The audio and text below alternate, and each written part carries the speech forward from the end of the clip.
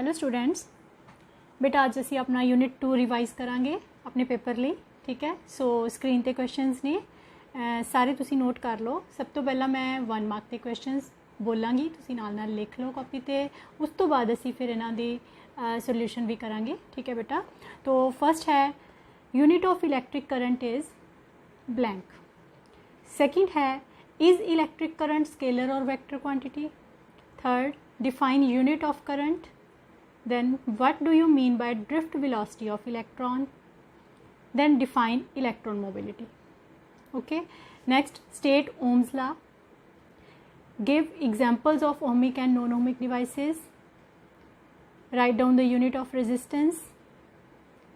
Then if length of wire is doubled, what is the effect on its resistivity? Next, effect of temperature on resistivity of conductor. Now 2 marks.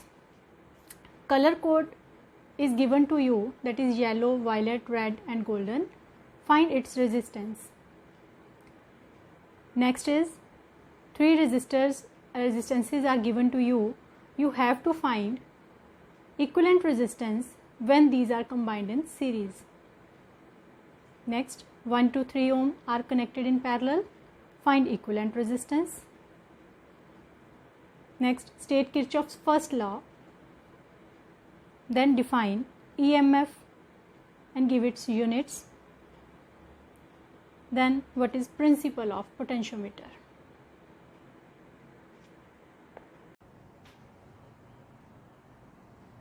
Okay बेटा, हुण असी answer शुरू करते हैं। सब तो पहला 1 नंबर वाले क्वेश्चन के आंसर देखो। फर्स्ट क्वेश्चन है तुहाडा यूनिट ऑफ इलैक्ट्रिक करंट, है ना। इलैक्ट्रिक करंट दे यूनिट की ने? जो तुसी दूसरा यूनिट एक बार कर लिया, उन्होंने रिवाइज कर लिया, रीड कर लिया, हुण तुहानूं पता है कि करंट की हुंदा है। Current is charge per unit time. Rate of flow of charge is known as current. So ये यूनिट की है वो तुसी याद रखने, that is ampere. Okay, 1 number दे विच इहदे यूनिट सिर्फ उसदा नाम लिखना है, एम्पीयर है। ठीक है। सेकंड क्वेश्चन है इज़ इलैक्ट्रिक करंट स्केलर और वेक्टर? आई जो है बेटे, it is a scalar quantity. Scalar quantity हुण तुसी कहोगे कि इहदी तां डायरैक्शन हुंदी है जी, ये स्केलर क्यों है? जदों तुसी किरचॉफ दे लॉ पढ़े सी बेटे, उहदा पहला लॉ तुसी पढ़िया सी ना। पहले लॉ च की हुंदा है, करंट जिहड़ा है इधर आ रहा है, करंट या बाहर जा रहा है या इधर जा रहा है। जे मान लो आ वाले 2 करंट ही आपां लै लईए, है ना। करंट 5 एम्पीयर अंदर आ रहा है, 2 एम्पीयर बाहर जा रहा है, तो इधरों 3 एम्पीयर बाहर जा रहा है। हुण तुसी जे देखोगे तो 3 जमा 2 बराबर 5 बन गया। मैं इत्थे कोई भी वैक्टर वाला फॉर्मूला नहीं लगा रही, है ना बेटे। इनू असी ऐड करते हैं सिंपल, वैक्टर का फॉर्मूला कोई नहीं लगाते, सिंपल नंबर्स वाला असी अलजेब्रे वाला फॉर्मूला लगाते हैं। सो इस करके इस स्केलर क्वांटिटी है, याद रखो बेटा ये वैक्टर नहीं है। किसी ने डायरैक्शन नाल कन्फ्यूज़ नहीं करना इनू। 1 नंबर का क्वेश्चन वेरी इंपॉर्टेंट है ये। उस तो बाद है डिफाइन यूनिट्स ऑफ करंट। हुण आ गया यूनिट ऑफ करंट नू डिफाइन करो।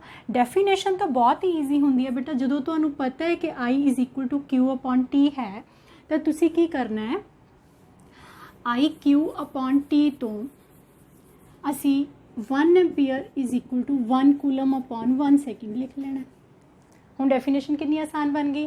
Current is said to be 1 ampere if 1 coulomb charge flows through that conductor for 1 second. Okay, सारा कुछ 1 कर दो, then you can give the definition of ampere. Clear? Now next question है बेटा, what do you mean by drift velocity of electron? अगला question है drift velocity of electron. हुण बेटा इस क्वेश्चन दे विच की हुंदा है, जदों तुहानूं लगदा है जदों असी किसी वायर दे विचों करंट पास कर रहे हैं तो की हुंदा होएगा कि मैं स्विच ऑन किया तो इलैक्ट्रॉन भज के पखे तक पहुँच गए, जे पखा चलाना है ना, या लाइट आपां चलानी है तो आपां स्विच ऑन करते हैं, इलैक्ट्रॉन भज के लाइट तक पहुँच गए। एवें लगता है तुहानूं? इस तरह नहीं हुंदा बेटे। की हुंदा एक्चुअली, जदों तुसी किसी कंडक्टर दे विचों इलैक्ट्रॉन्स दी मूवमेंट देखो, जो असी इलैक्ट्रिक फील्ड अप्लाई करते हैं तो की होएगा, इलैक्ट्रॉन्स जिहड़े उन्हां दी कोलिजन स्टार्ट हो जाएगी। कोई इलैक्ट्रॉन एक नूं धक्का मारेगा, दूजे नूं मारेगा, इस तरह एक दूजे नूं धक्कणगे, कोई इधर कोई इधर, लेकिन वो इन्नी जल्दी होएगा, पलक झपकदे जिन्हों आपां कहने हैं ना, सारे इलैक्ट्रॉन हिल जाएंगे ऊपर तक। ठीक है ना बेटे, इस तरह करंट फ्लो करता है। मतलब ये नहीं कि कोई इलैक्ट्रॉन करंट लेके जा रहा है, उन्होंने कोलिजनस होंदियां, ठीक है। तो सक्सैसिव कोलिजनस ਦੇ ਵਿੱਚ ਜਾਂ ਉਹਨਾਂ ਕੋਲਿजनस ਦੀ ਜਿਹੜੀ ਆਪਾਂ ਥੋੜੀ ਵੈਲੋਸਿਟੀ ਚਾਹੀਦੀ ਇਲੈਕਟ੍ਰॉन्स ਦੀ, ਉਹਨਾਂ ਸਾਰਿਆਂ ਦੀ ਐਵਰੇਜ ਕੱਢ ਲਈਏ ਤਾਂ ਉਹ ਡ੍ਰਿਫਟ ਵੈਲੋਸਿਟੀ ਹੈ, ਠੀਕ ਹੈ ਬੇਟਾ। it is the velocity, average velocity of electrons drifting inside the conductor when electric field is applied across the conductor। clear beta। उस तो बाद है next question, define electron mobility। electron mobility क्या है बेटे? mobility मतलब move करना, means drift velocity divided by electric field applied। ਜਦੋਂ मैं इलैक्ट्रिक फील्ड अप्लाई की उन्होंने ड्रिफ्ट वेलोसिटी स्टार्ट हो गई, सो ड्रिफ्ट वेलोसिटी नूं ई दे नाल डिवाइड कर दो, वी गेट मोबिलिटी। क्लीयर है बेटे सारिਆਂ ਨੂੰ? ये सारे एक नंबर के क्वेश्चन है, अच्छी तरह इनू सुन लो, वीडियो नू कॉपी के बेशक क्वेश्चन लिख लो, सारे आंसर भी लिख लो, तो क्लीयर हो जाने चाहिए है ना। जो ये तो थोड़े जे 15-16-20 क्वेश्चन जिन्ने भी मैं करवा रही हूँ, जो ये आ जाएंगे ना तो कॉन्फिडेंस हो जाना भी सानू तो यूनिट आंदा।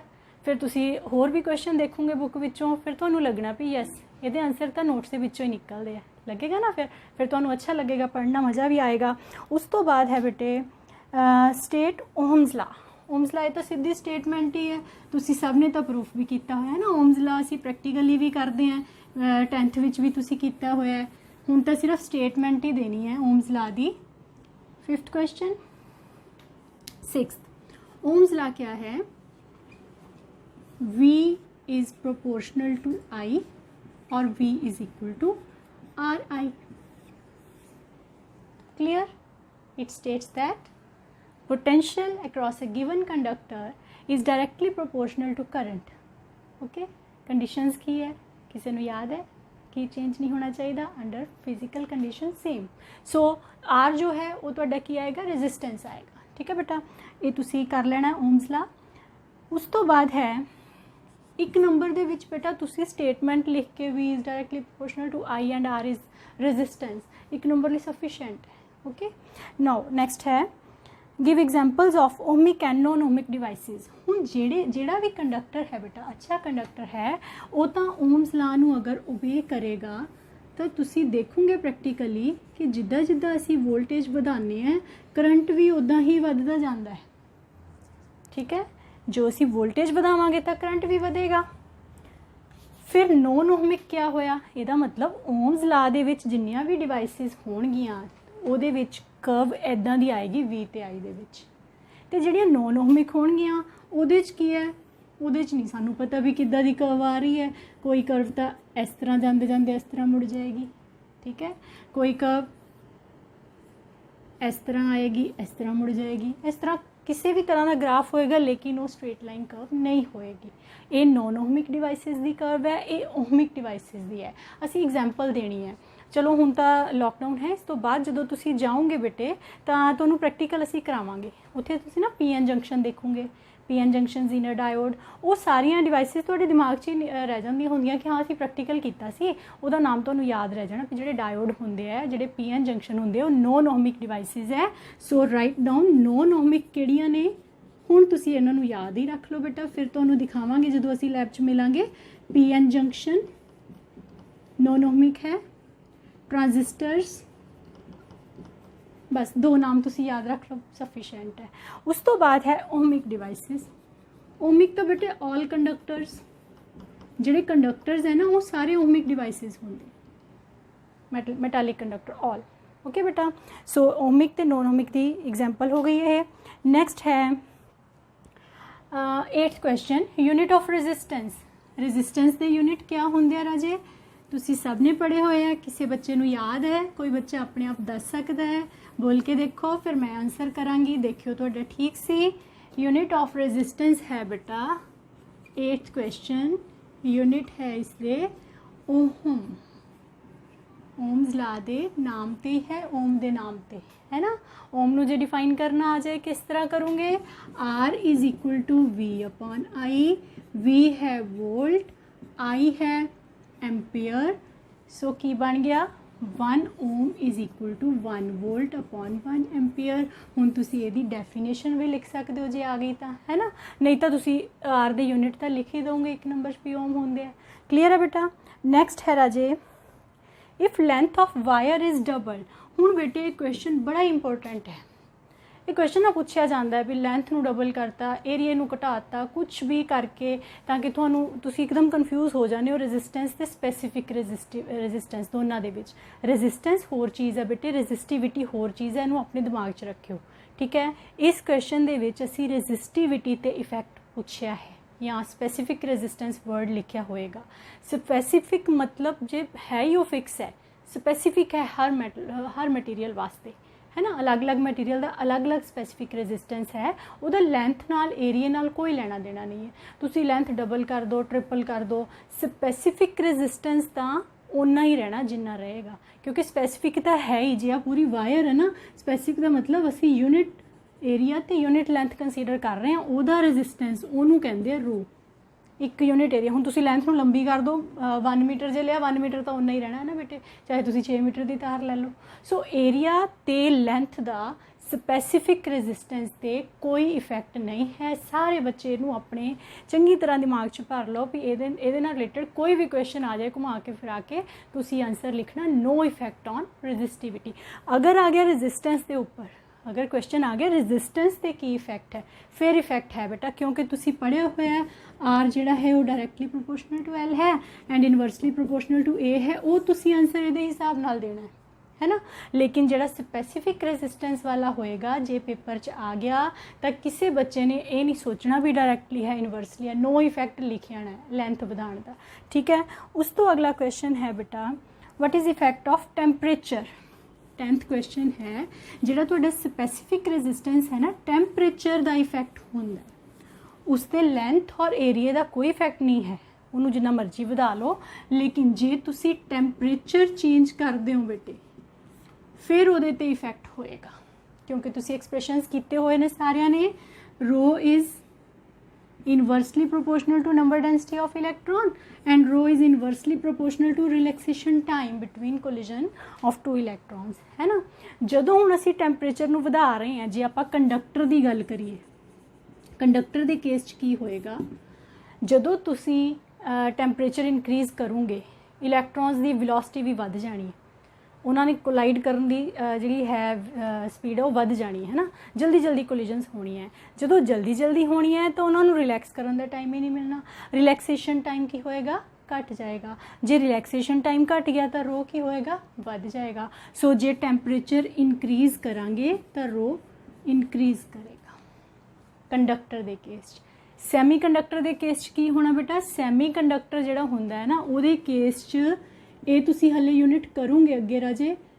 जे सैमी कंडक्टर का आ गया तुसी तो इनक्रीज़ और डिक्रीज़ का ही दसना है ना, थोड़ा जिहा याद रख लो। सैमी कंडक्टर दे विच की हुंदा है फिर बॉन्ड्स टुट जाते हैं, जो असी टैंपरेचर इनक्रीज़ करते हैं ना तो वो बॉन्ड्स टुटने शुरू हो जाते हैं। जो बॉन्ड्स टुटते हैं तो नंबर डेंसिटी बढ़ती है, इलैक्ट्रॉन फ्री हो जाते हैं मूव करने लई, है ना।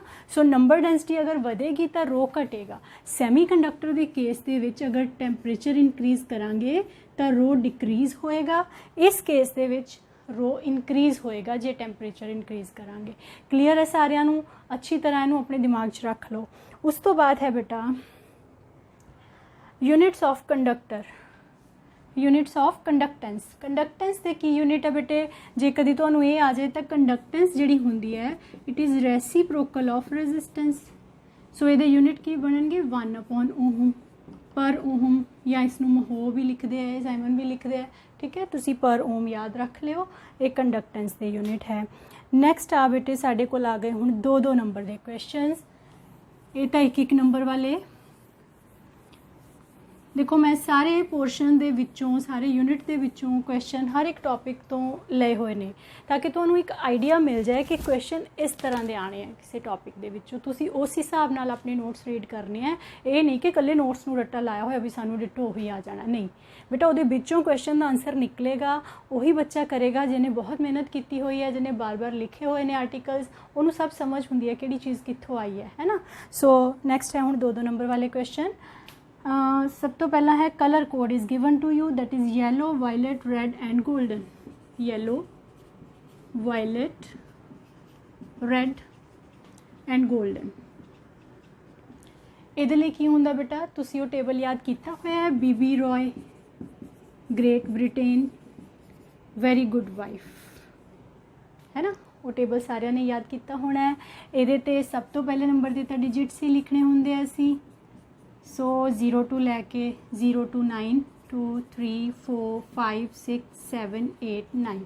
दैन उस तो बाद आ गया multiplier. 10 raised by 0, 10 raised by 1, 10 raised by 2, 10 raised by 3 4 5 6 7 8 and 9। Clear.